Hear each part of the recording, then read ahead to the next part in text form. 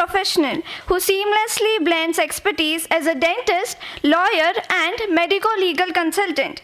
They are a standout addition to this panel. I kindly request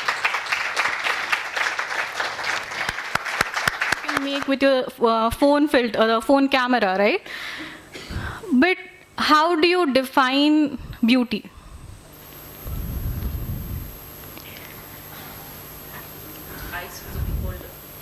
Yes, but when we talk about this is making your pictures prettier, whose eyes are we actually talking about? To get likes, probably it's all done. Yes, but where is that thought process that, let's say, the conventional thing, right? Fairer skin, bluer eyes, greener eyes, it's all very Caucasian, right? So when we are trying to make ourselves prettier for Instagram, for any other social media app, we are sort of propagating the thought process that a thinner body, let's say blonde hair, or bigger eyes, right? So that is what we are aiming for. But who is setting these standards is my question. Humans ourselves. Those parameters will vary. No? Someone will like curly hair, so he will. Yes. But someone like straight hair, so he will. So we cannot say that someone is defining. We as an individual are defining for me this is the beauty parameter. All right. How many in this room prefer curly hair over straight hair?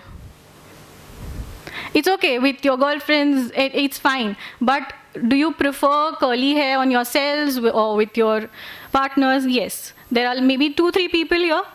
How many of you prefer straight hair? Now this AI model is going to think that straight hair is prettier than curlier hair because majority of them have voted for the straight hair one, right?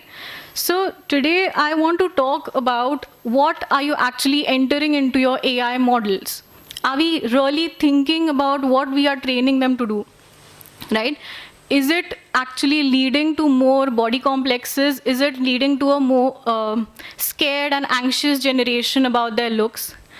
I changed my outfit 10 times before coming here, right? My parents came with me shopping, wear this, wear that, because we are so image conscious, right? But this change, transition in the social norms that is now being propagated on such a large scale because all you have to do is open your phone and see the most beautiful, thinnest, tallest models everywhere. And what you do is you go in the mirror and you look at yourself. And now you think, okay, how can I become like them? But who said that they are the ones who are prettier than you, right? Because the algorithm behind the Instagram is promoting, or any other social media app, is promoting that beauty standard, all right? So this is what the bias in your AI models is what you guys deal with is, right? So to deal with this, I guess there's a theory of the black box. Anybody can explain what the black box is, on which ChatGPT is based? Yes, so what is a black box in that? All right, so room full of engineers, come on, black box, okay. So, all right, so black box is something when you are training an AI model, there is a model which is completely transparent, where you see how the processes are happening, on what basis is it taking decisions, right? But when you talk about a black box, for example, the ChatGPT, you do not know on what parameters is it actually generating it. So the human intervention is very less in this case. So what happens here is the accountability immediately reduces. Who do you hold accountable here, right? I would like to also, shed light upon the infringement aspect that we talk about this Ghibli art. It was made by a very renowned artist and it's his legacy. Now they have filed a case against generative AI for this. So for me, personally, I feel that when it comes to innovation, when it comes to something new, the first principle of any IP is novelty, right? So when we talk about novelty, how much will it be appreciated when AI uses it arbitrarily without the permission of the person making it?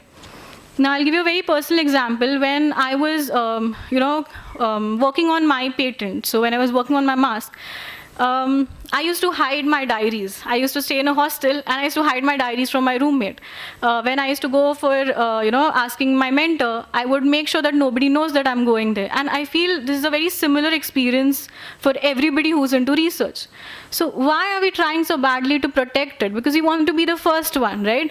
We want it in our own names. We want the credit, as somebody rightfully said in the panel, that we want the credit for it. We feel nice that it comes from us. So this is something we need to really understand, that how will the innovations get impacted when the AI goes beyond the scope of IP rights, beyond the scope of copyrights.